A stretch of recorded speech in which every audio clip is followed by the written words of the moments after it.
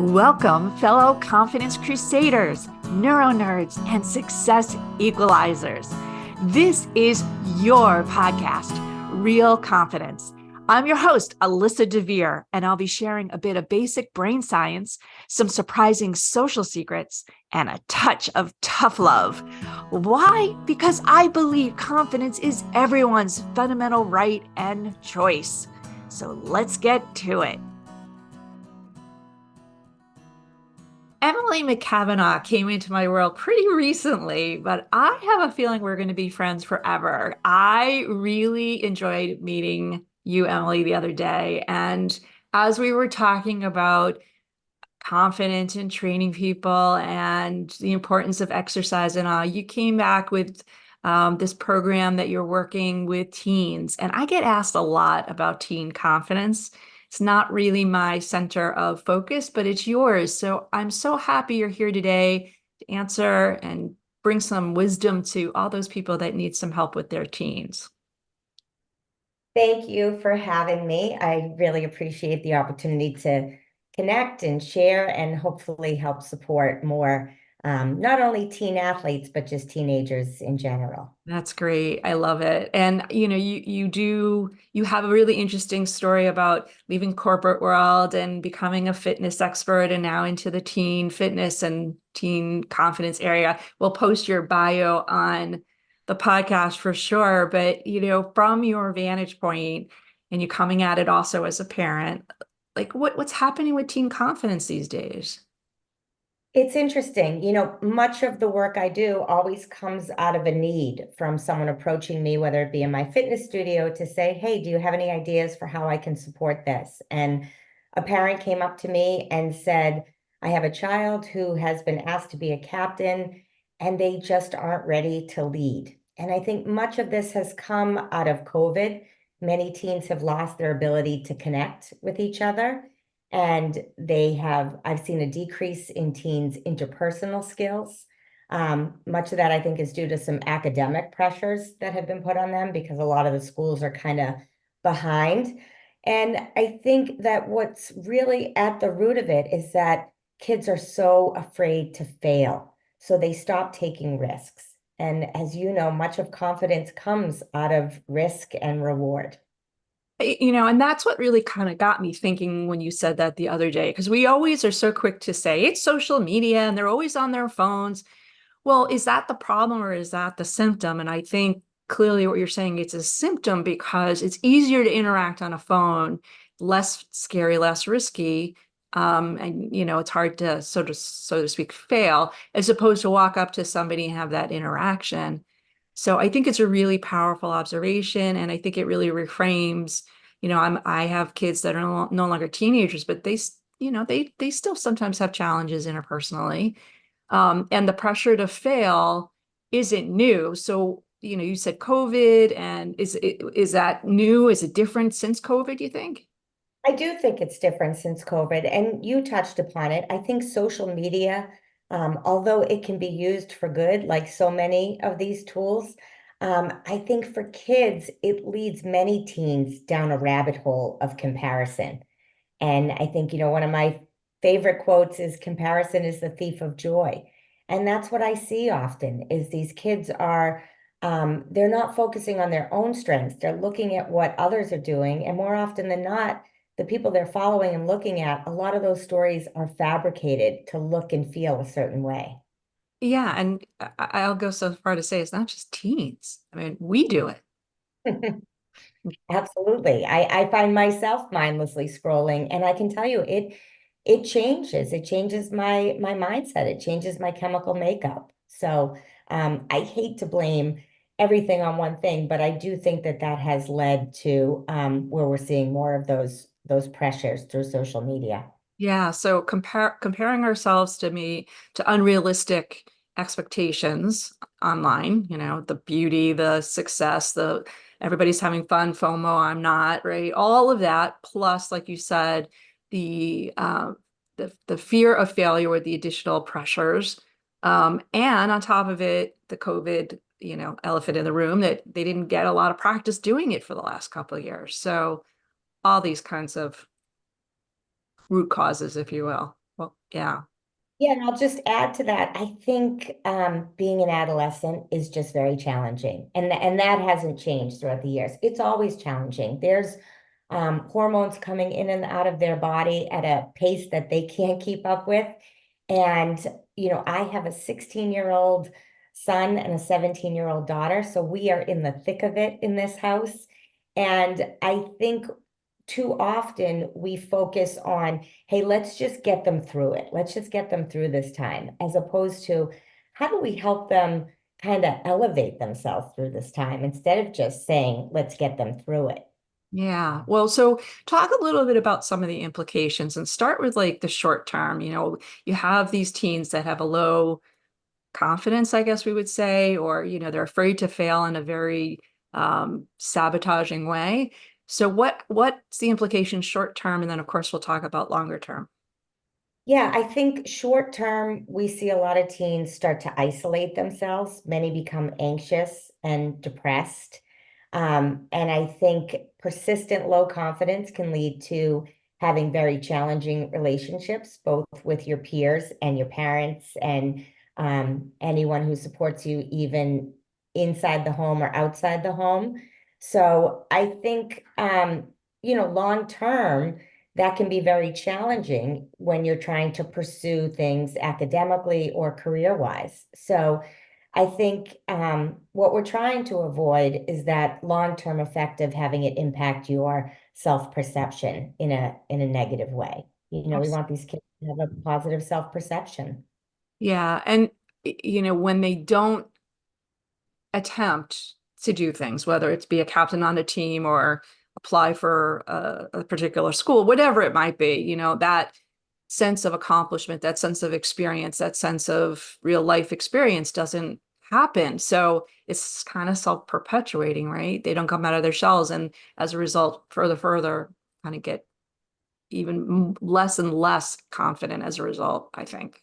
Yeah, and even as I started to develop the Captains Collaborative, it started with captains, but then it has morphed into students who want to focus on a leadership role at any point in their life. Because to your point, I think it's just important for kids to learn these skills and identify their strengths at an early age so they can feel better about themselves.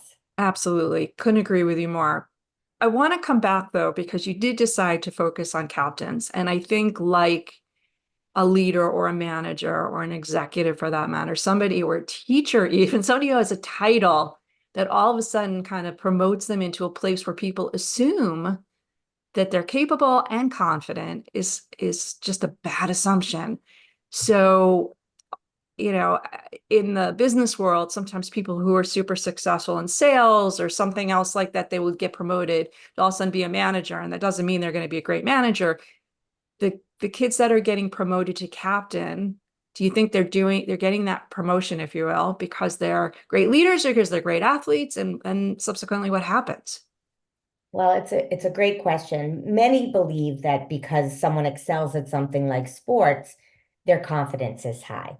And athletes in particular, they have a lot of self-doubt. They have pressure and more often they're constantly battling through feedback, whether that be from coaches, from their teammates, from their parents. Everyone is giving them input at all times. And it's not always in a manner that's constructive. So it can be very debilitating for an athlete.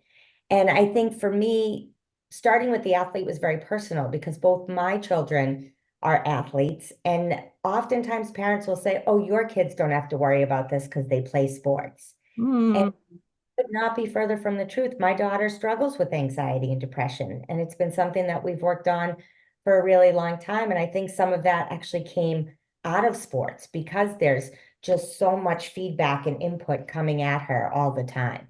Yeah. In fact, I was talking with somebody else on the team here at ACI this morning.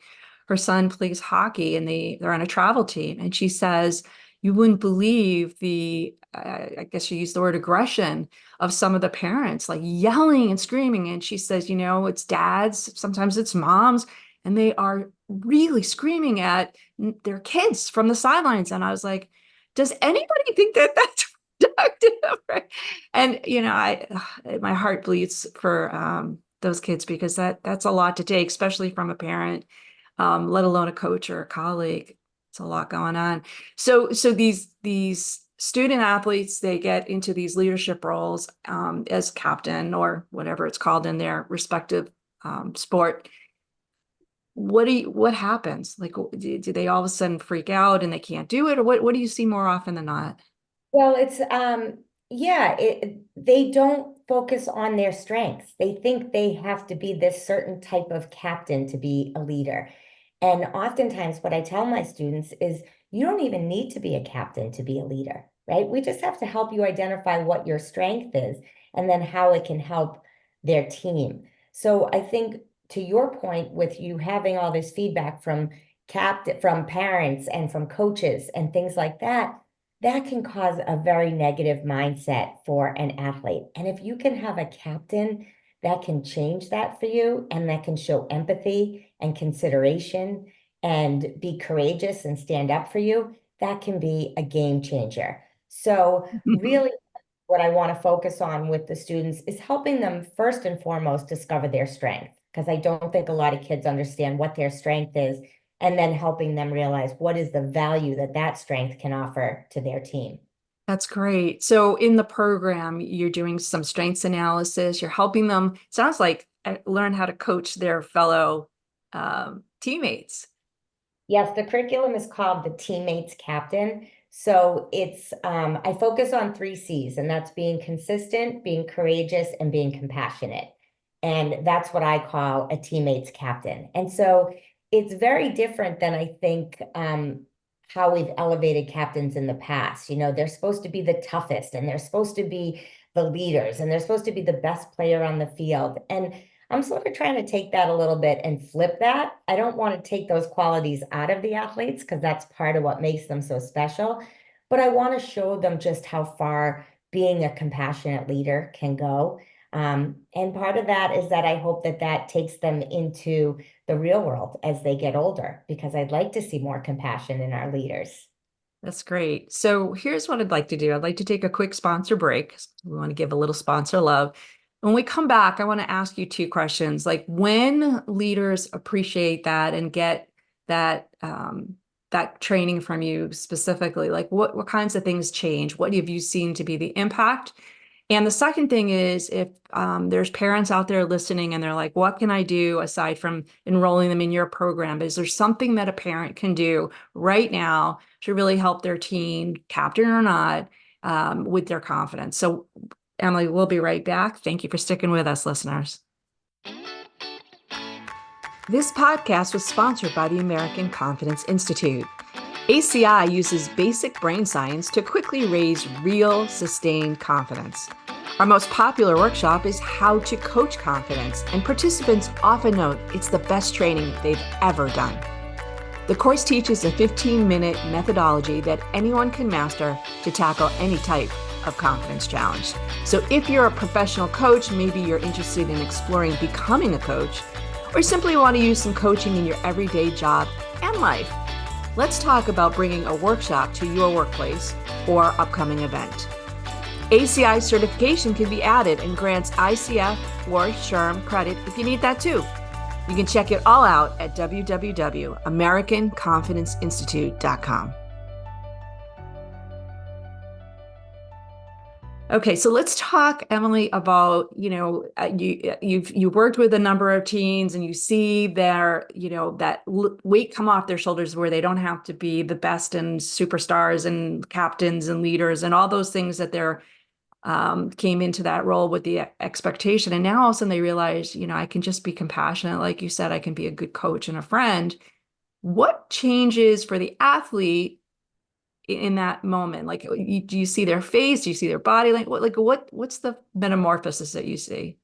So I would say they become more empathetic. That is the biggest shift that I have seen in my student leaders. And they start to realize, it's almost like, it sounds corny, but they have sort of this light bulb moment where they start to realize that in helping bring others up, they can achieve more as a team.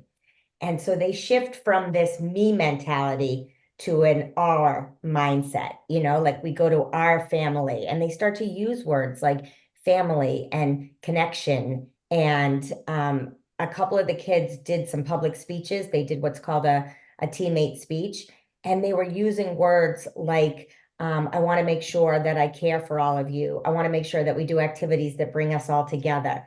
Whereas when we started, those things were not elevated as important factors in being a leader to them. So we went from those things not even being mentioned to, in 6 weeks, having a total transformation where I now had 20 kids who I'm putting back into a system who understand that care and compassion are, top things that a leader needs to have. I love it.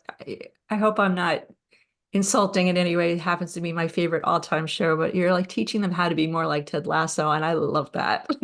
I just love it. Yes, I mean, if that is the biggest compliment you could ever give me, I hope I put more Ted Lassos into the world. Oh, I love it. So let's put some more lassos in the world right now. I mean, there's people who are listening, whether they're parents, aunts, uncles, coaches, trainers.